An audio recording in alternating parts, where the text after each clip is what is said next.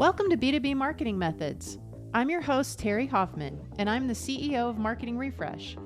Let's face it, embracing digital marketing is daunting. This podcast was created to make it more approachable. Join me as we talk to CEOs, sales leaders, and revenue growth experts who will share lessons learned and tips from their own journeys.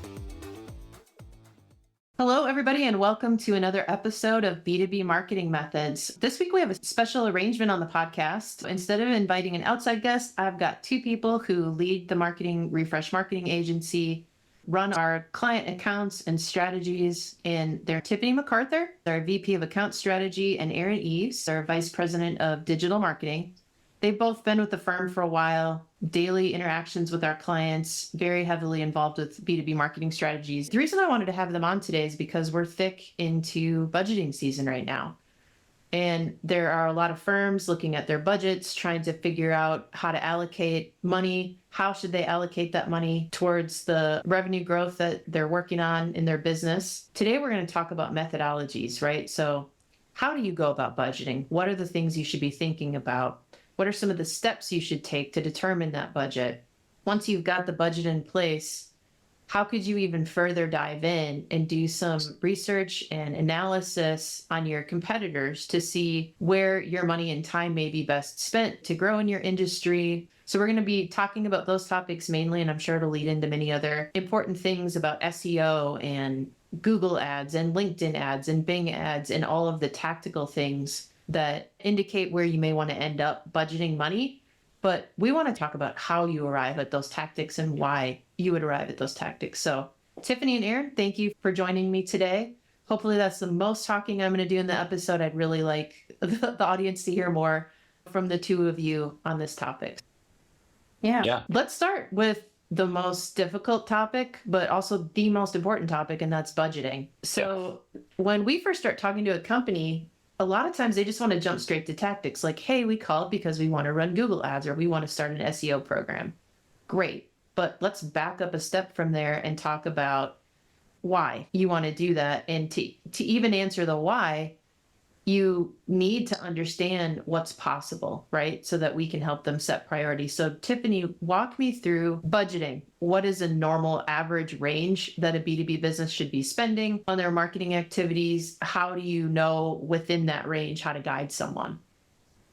Yeah. So every year, whether it's a current client or a brand new client coming on, we always get hit with budgeting questions right around August, September, leading into Q4.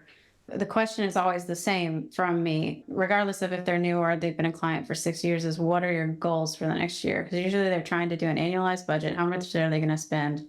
What are they going to be doing over the next 12 months? We have to really know the goals for the company as a whole before we can really tell you what you should do to achieve them. That conversation is always best to be had right up front. They come in and they're like, oh, I want to do X, Y, and Z. And it's like, that might not be the best vehicle to get to that destination, you know? So knowing what those company goals are is super helpful. If it's a client who has never done marketing before and they're completely green into the space, sometimes they're just like, what should I be doing in general? And we can certainly recommend the basics of you need to do X, Y, and Z. That's going to be the baseline level to get you set up and going. But that is it, right? That's not going to get you all the way to those company goals and those big goals that are going to achieve the results and the return on investment that you're looking for. So knowing those goals are paramount. When you say goals, what are some of the goals you're expecting in that response? So some companies may be like, we're doing great. We just want to continue what we're doing. Other companies may be breaking into a totally new market that they've never explored before, so they don't even know how to tap into it, or launching a new product. It just depends on what those initiatives that they're going to be pushing throughout the year. And we figure out the best way to help them achieve whatever it is that they're trying to aim for. Yeah. So before you even start digging into the goals and doing research around the goals, are there just general rules of thumb that someone could follow to establish a starting point on budgeting? Yeah, that can be a real tricky situation because a lot of people get sticker shock immediately right off the bat because I don't think that many companies really have a great idea or have their finger on the pulse of what people are spending in marketing in general. There's many different articles and places you can go for to get this information, but like MarTech says 6 to 8%, the SBA says 7 to 8%. There's other articles that say that for B2B, you can spend like anywhere from 3 to 8%. So you're definitely going to be looking to spend 5 to 8% to get the best bang for your buck and actually, make waves and do something with it. So that's 6 to 8% of your total revenue. So people are like, whoa, nobody really thinks about that. Yeah. If you're a small business just starting up, you don't realize how much you really are going to have to invest in marketing. And that benchmark is so important because you can spend too little and you get nothing for it. So that's why those benchmarks are there, because you do have to hit a certain level to get a return on that. And I think that's what scares people a lot. And they're like, well, I don't want to do that much. It's like, well, maybe we need to reevaluate some strategy here. I can remember saying to clients at different points in time, like, you might want to just go on a vacation instead, or throw like a really fun company party. You're going to get more return out of that than doing this. Yeah. And I think most professional agencies or organizations or CMOs, they want this to work, right? And so you want to produce results. And if a client takes the time to articulate those goals to Tiffany, like, she wants to make sure that she's putting together programs actually going to drive results. And I think that's true for anybody who's doing this at a professional level. Yeah, I agree. I think the biggest mistake that companies could ever make in marketing is not having a realistic budget in mind. Because if you don't spend enough and you're not doing enough, then you walk away from that thinking that marketing doesn't work. And that's not true. You just weren't doing it at the right level. And that can be a hard pill to swallow, especially if you've never done marketing and you're just not accustomed to that spend. But that's the reality of it. The internet is huge now, and you're talking about digital marketing. You're trying to get your product or your service in front of eyeballs that everyone's competing for. If you don't have that realistic budget set, you start off with this feeling of marketing doesn't work for me, and that's not entirely accurate. Yeah. There are those industry averages and the studies that come out that give you a starting point, right? But then you can bring that closer to home and look at your competitors. Like, what are they doing? Yeah. So, I mean, you're right. All of those industry standards, they set us a great benchmark, but maybe it's not the right benchmark for your specific niche or your specific geographic area that you want to market in, right? So the best way to figure out, or at least to get a starting point on what should we do, is to look at what your competitors are doing in the market. Marketing is fun, but we're not making a new wheel here, right? So we can make it run a little smoother and make it run a little better. Looking at what your competitors are doing and reverse engineering things a little bit can help give you confirmation on the strategy that you are already starting to flesh out and put into practice. That could be looking at your competitors' ad spends, looking at your competitors' websites. What are they spending time, energy, effort, and money on? If you get enough of these and they're all doing time, energy, effort, money, there's probably some sort of trail you should follow there. There's a reason why you've got 10 companies spending money on this. Maybe we should look at that. Yeah. Yeah. There are a lot of tools out there that can help you aggregate data and information about, like, what topics are they frequently talking about? What are they running ads on? What platforms are they using? What are they not doing? Because it can reveal where you need to put yourself, but it can also reveal where they're not.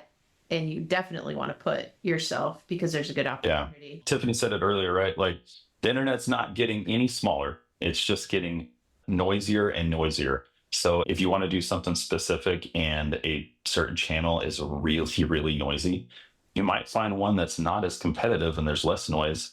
That would be a better part of your strategy to go after, especially, when you're talking about companies that need to spend X amount of dollars or percentages of their budget, right? Those numbers are scary. It's like, okay, let's play something a little bit safe, get you some return, and expand. Yeah. Tiffany, you talked a little bit earlier about just some standard foundational things that you've got to put in place. What are some of the table stakes that they need to have in place? Yeah. So, I mean, if you're going to venture off into digital marketing, the first thing you need is a website, right? And not only does it need to be a website, but it actually needs to function properly. And so it needs to be a fast website. It needs to be very clear what you do and what your intentions are from the get-go when they land on the homepage, or even within an internal page. Like, your messaging needs to be clear. Who are you? What do you do? How can you help the client? And so that, to me, is like the first step. Quick question there. If I already have a website, how often should I be updating it to make sure it's staying fresh, right? To achieve all the things you just talked about. You should be updating it every single month in some sort of way of fashion, adding content to it. A total refresh Probably every few years you could do with a complete revamp, but you should definitely be adding content to it all the time, making sure that it stays updated. And not only is that going to help your customers understand who you are and put more content out there for them, but it's also going to help the search engines realize that you're still alive and you're still adding Right. to your website. We have a whole separate set of videos, by the way. If anybody's interested, we're sharing those on our YouTube channel about website performance and all the things that you have to make sure you're covering on a website. I would really encourage people to go listen to those because, again, it's good. Whether you decide to call marketing refresh or not, that is great information for people to be armed with as they go out and kind of assess their website and try to figure out their next steps there. Go find that video on YouTube. What are some of the things that business leaders should be thinking about? Like, you talked about making sure you have the right message. You talked about making sure it appeals to your audience, but like, how do you know that? Like, what are you going to do in order to make sure you've got that nailed? Yeah, well, you're going to have to talk to a marketing expert. They're going to have to help you run it through some tools and systems and do some audits to make sure that it's in the right shape to get you going in marketing. Because if you're not doing that, it's going to end up costing you more money in the long run on ads, or just cost you customers because they're leaving your site because they're not getting what they need. So a marketing expert who is a professional in websites can help you look at that and say, okay, yeah, this is great, or this needs some work, or let's blow this up and start over. Yeah. Yeah. We can definitely tell through our tools and experience whether or not that website is going to be fit to do the program that you're trying to set in place. But to add on to that, your website's great, but what is the messaging? Who am I trying to reach? Am I hitting those pain points? Is whatever I'm saying on my website going to help me get the results that I want? So having a website's great. And if you don't have the right content on there, it doesn't really matter. Tiffany, how do we find out what to put on the website? Yeah, so like Aaron said, you can have this wonderful, beautiful website and it's so fast and it does all the things, but when you get to it, it has this vague headline and nobody knows what you do. That's definitely not what you want because somebody's going to end up thinking they're in the wrong spot. Messaging is really important, and that takes research, time, and expertise to craft that message to make sure that it's reaching your target audience. One of the ways that's achievable is through a buyer's journey or a customer journey, like where you actually take and you separate your target market out by who they are and their job titles and what they do, and then how do they go about their day and make decisions. And that whole process can be built out through that customer journey so that you can make sure that as you're speaking to them, you're doing it in a way that actually relates with them in their day-to-day working life, so that your message hits their pain points. Who's involved? Who's whispering in their ear and helping them make decisions or steering them in a different direction? And so a buyer's journey can be really helpful for that. And that is a foundation for creating that messaging that's really tailored to your audience, making sure that you're providing them with what they need to hear that will actually impact them. And you're not just screaming out messages about your product or things that really don't hit home because it doesn't relate. I mean, the buying process is complicated. And it's only gotten more complicated. Gartner has that really great image that's called the long, hard slog or something like that. And it kind of shows a B2B decision-making process. And it looks like somebody just threw a heap of spaghetti on a plate, right? Yeah. It's not linear, but I think the buyer's journey is really interesting because it helps you articulate and document like what Tiffany just went through. Most of the time, a B2B business doesn't just have one buyer on the other end. There's a buying team, and there might be 4, 5, 6 different job roles involved. And you've got to understand their unique needs and their unique drivers so that you're putting together content involved in the site that is going to meet all of those different needs. I find a lot of times clients know who their buyers are, they know their job titles, but what they struggle with is they just don't know what a day in the life of that person is. So they may not completely have a full understanding of how hard it is to make a decision in that role, or the hurdles that they're having to overcome, or the things that they have to achieve to make a decision, or even if they're the ones who make the decision, they're just an influencer in the decision. That is what that project can uncover, is what do they actually go through? Like, who are they dealing with and what is their job? We know who they are, but like, how do I reach them where they're at? What are the pain points and how can I address those and help them? Because if you can help that person that you already know who it is, then your job's done there, right? Marketing's role is to help fulfill a problem or to, fulfill an issue. And if you know what that issue is, then you can address it. The internet is so huge now. There's so many messages being screamed at them. If your message doesn't hit home, it's just another bit of the noise. It's Yeah. completely ignored. Just bypass and go to the next one. It's super Yeah. important that messaging really on target and hit them between the eyes with it. But to Terry's point with the gardener illustration, with how the buying journey is just chaotic right now, a lot of the foundations of marketing that you need to set up is that you need to be in all those places. So the website is one component, but everybody does social media. If you don't have a social media platform and you're not utilizing it for your business, you're way behind. That would be another foundational aspect of it, is making sure that you have all of the platforms checked off the box. I've got a website, I've got my social media platforms, I know my messaging, to the competitive research, I know what my competitors are doing, I know where their gaps are. So I know where I can come in and steal a little bit of the show, or I also know where I just absolutely have to be, or I'm going to be missing out on opportunity. So those are some of the foundations. Yeah.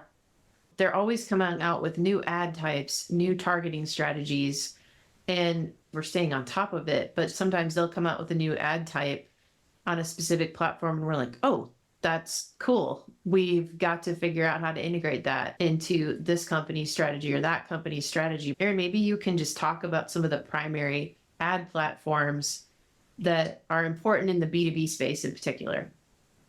Yeah. One thing I wanted to add to what Tiffany said, and it takes multiple avenues to get in front of someone, and that leads into these different ad platforms. The more complicated your product is, usually the longer the sales cycle is, and B2B has long sales cycles, right?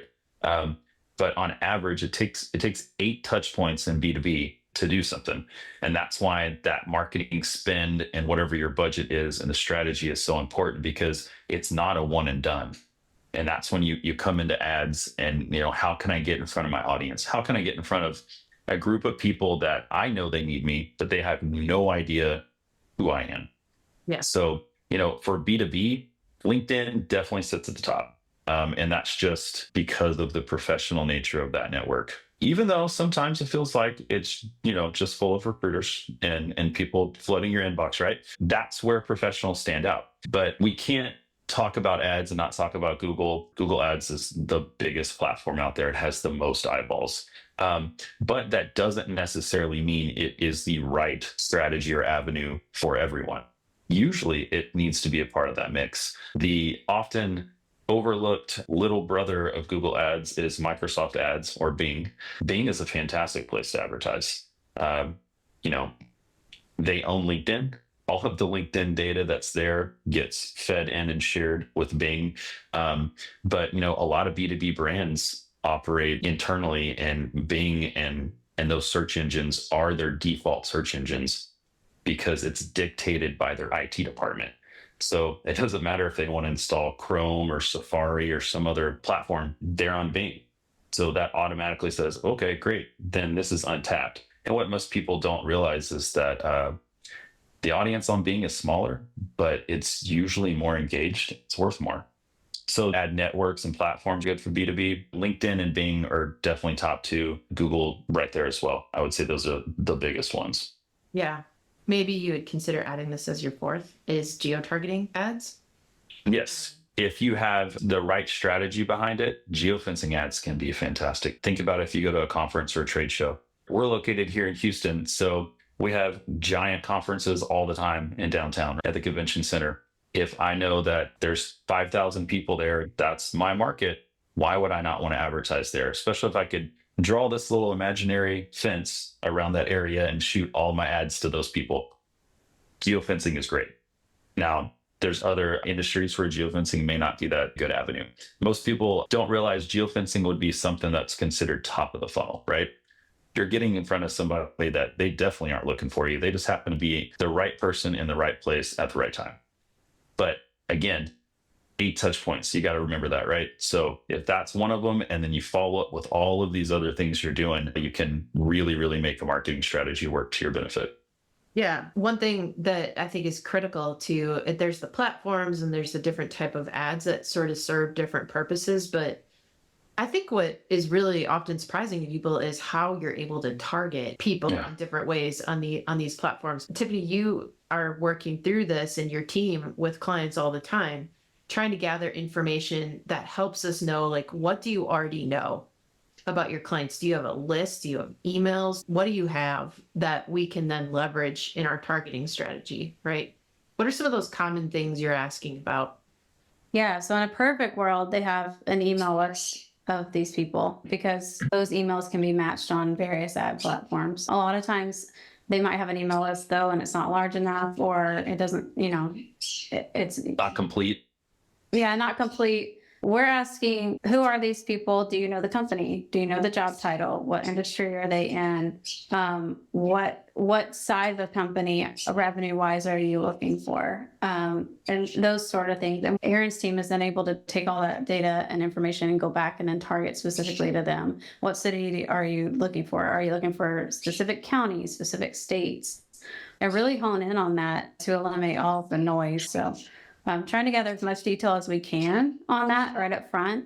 And then if you need to break it out, you can also break it out into different audiences if you're trying for different things. So for us, for example, we go after VPs of marketing and also VPs of sales, and you can break them out that way. But the first step is going to be gathering all of those details to make sure that we know exactly who they're trying to target. Yeah. And then what their mechanisms are to get that data. Like, you could even have subscriptions to list services or other types of data sources. And I mean, with the way AI is going, there's often all kinds of intent data and other data that can be added to a base list that just helps propel our targeting even further when it comes to using that on an ad platform, right? Yeah. Like we see that a lot. Yeah. One thing we didn't really talk about is CRM.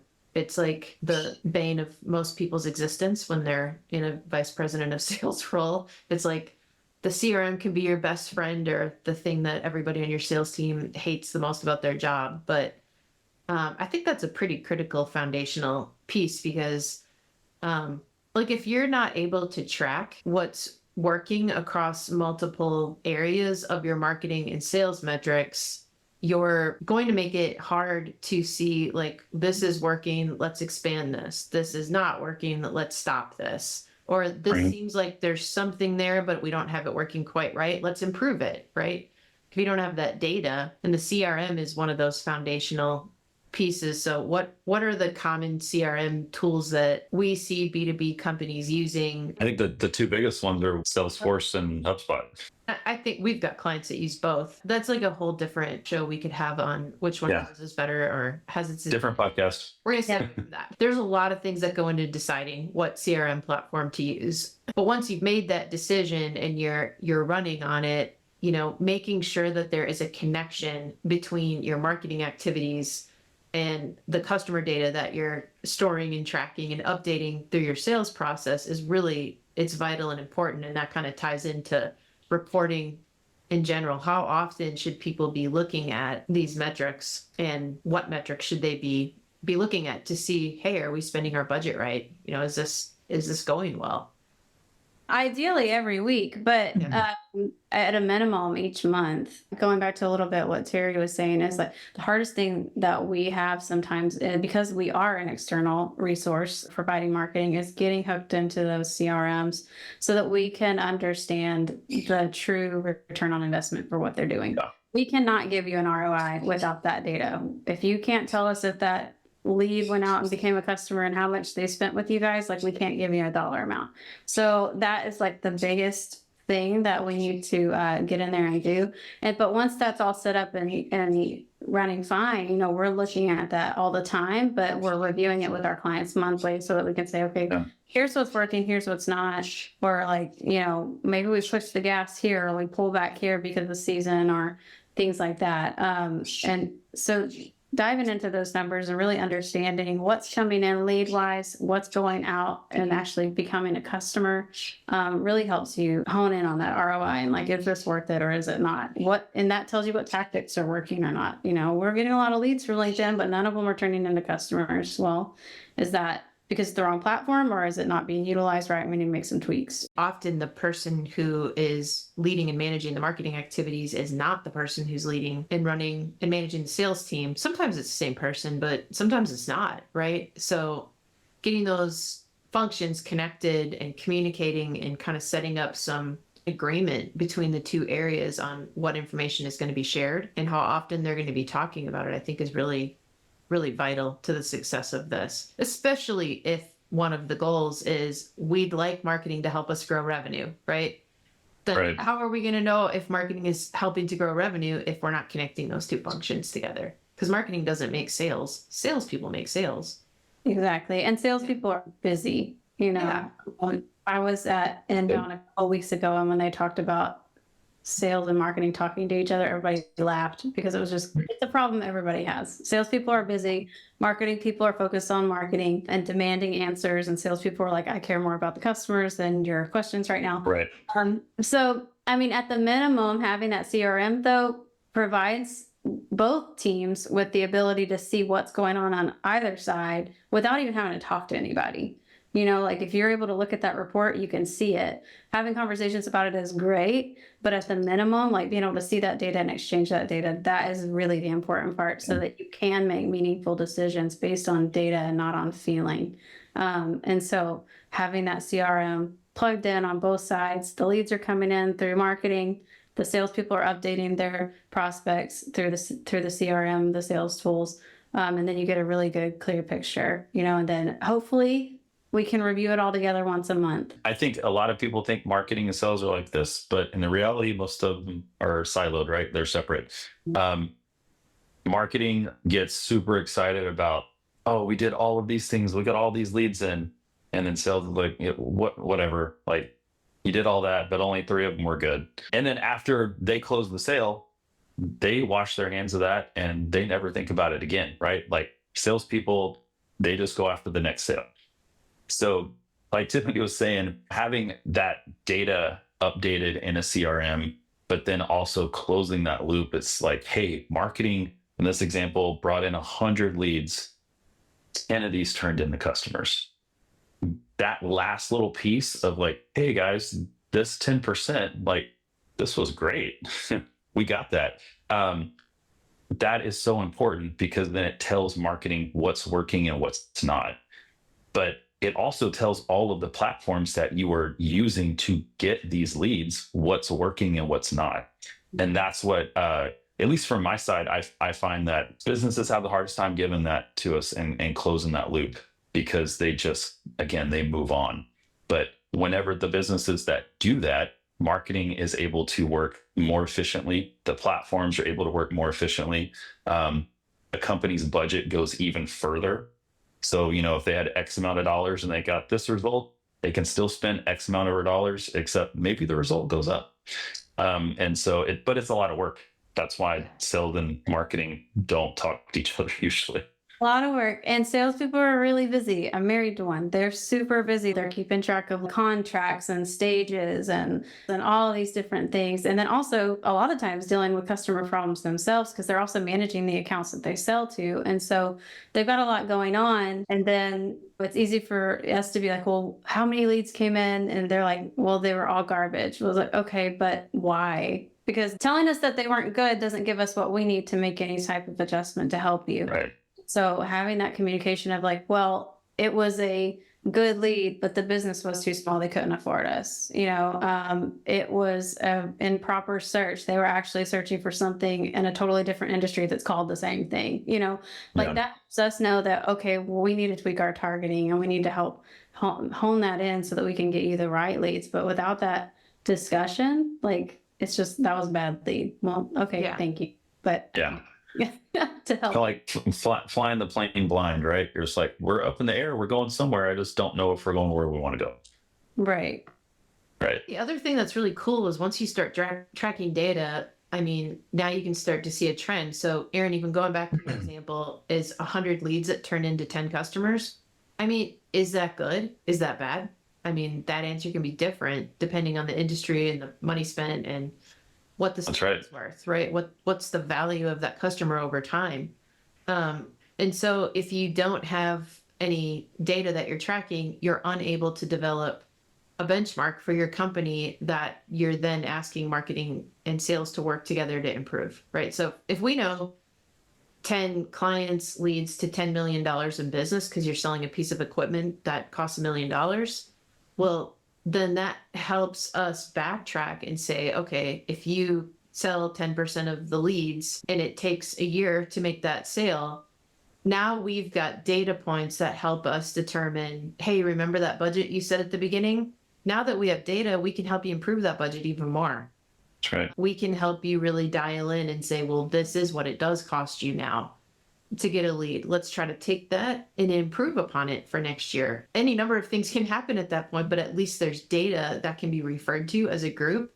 The CFO is going to be interested in that data. The COO is going to be interested in that data. Every group is going to want to know how that information can be used to improve the budget for the next year. It all ends up tying together, but if you don't track that data, you have no start for that.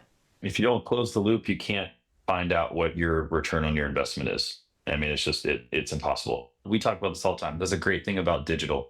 Like, you can track everything back. I spent this much, I can close that loop. It brought me this much. And so, back to budgeting. If you plan something for this year and you can close the loop and get all that attribution next year, it's like, hey, we do want to grow. We know what it takes. But I think we also find most B2B companies, like, they don't really know how much it takes to get a new customer. They think they do, but they really don't. Yeah. You're not saying that as a criticism. You're saying that as, hey, this is a common issue and a common problem. And there is actually a way to solve that, right? There is actually a solution that might not get you the perfect answer, but you're going to go from not knowing at all to a much better idea on how to answer that. I'm going to shift gears to like a different topic, but before I do that, I want to make sure that we've really covered all the fundamentals. We talked about website, we talked about messaging strategy, buyer's journey, different kind of targeting strategies, platforms that might be popular, CRM, any other fundamentals that we want to make sure we're helping people understand and get their arms around. Talk about reporting too, which I believe is fundamental, right? It is. So I think in my mind, to use a basketball analogy, before I would try to teach someone how to dribble behind their back or throw, a no-look pass, I would make sure they have the fundamentals in place. Can you dribble with your right hand? Can you dribble with your left hand? Do you know how to shoot a layup? Do you know how to shoot a free throw, right? Like basics. Talked about those. Mm-hmm. Some that are more advanced are, marketing automation, the ways AI can help improve what you're doing. So if a company comes and starts kind of like thinking about their strategy and they're like, we have all the fundamentals in place, we're ready to take this to another level. What are some things that could be done or set up on an automation side that might add a little bit more efficiency and speed to their marketing strategy? The first thing that comes to my mind, are there integrations between platforms that you have already? There's a ton of tools out there that can speed up processes that used to be manual, and that's great. But again, are all of the platforms talking to one another? Sharing data is paramount. Outside of that, if you're going out and jumping people on the top of that marketing funnel, what are you doing after that? Right? Are there automations that are nurturing that client and pushing them down? That could be via email, that could be via ads, a ton of different things, right? But those are the few things that really come to mind for me immediately, and that are often overlooked because they are all siloed. But when you share that data, all those platforms win. You just talked about like a really key one. Somebody fills out a website form, they call. What happens after that? Why not automate some of that? Automation could be like triggering to the salesperson, hey, you have a new lead. Set up a meeting, try to find out what type of information they're looking for. Like HubSpot, as an example, has a lot of AI enhancements that they're constantly adding. They just announced some really huge ones that would even show you intent data. Way beyond this is how many pages on the website they visited. It's pulling in intent data that shows how likely they are to be interested in the product you sell or the service that you offer. Like there's a lot there. It can be really intimidating to get started in marketing if you're not used to it, especially when you're talking about pushing out content onto your own social media platform.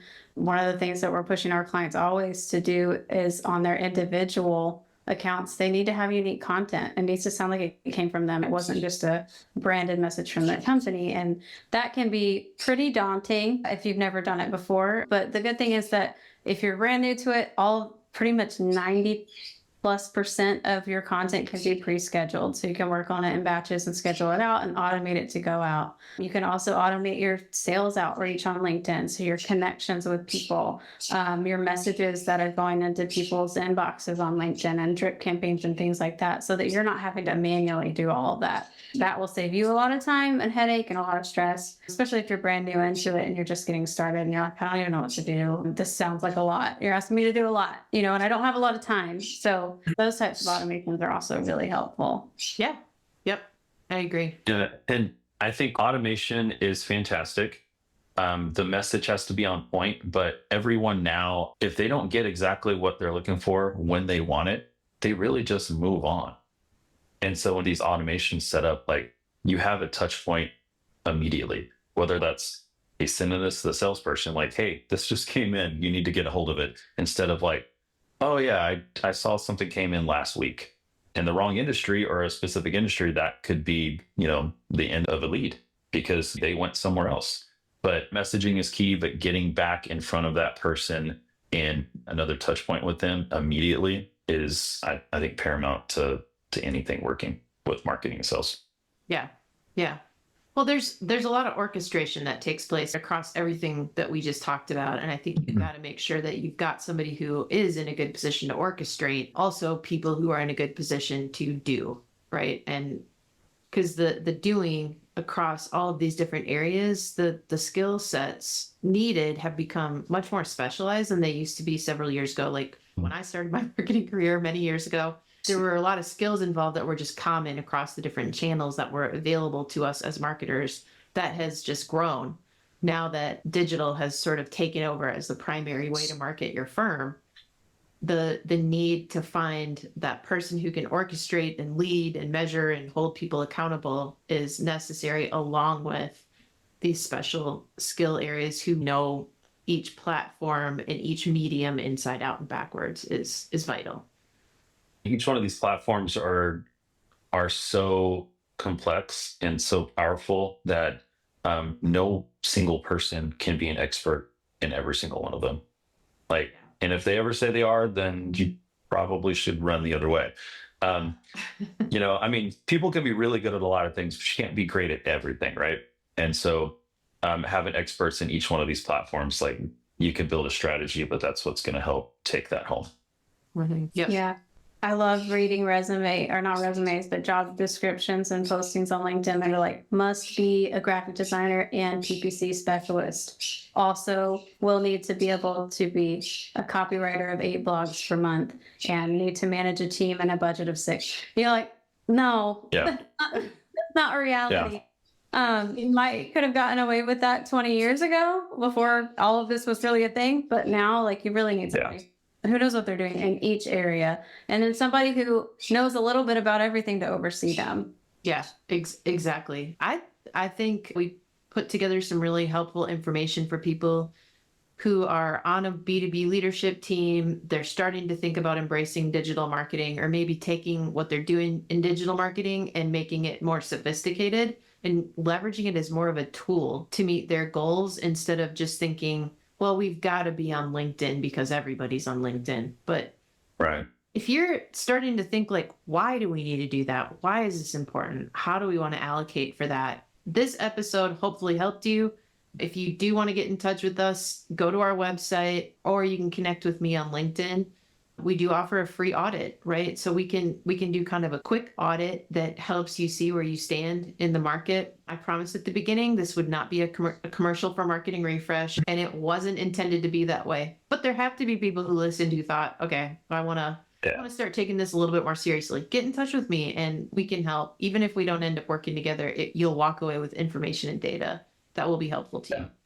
So thanks, Aaron and Tiffany. Appreciate it.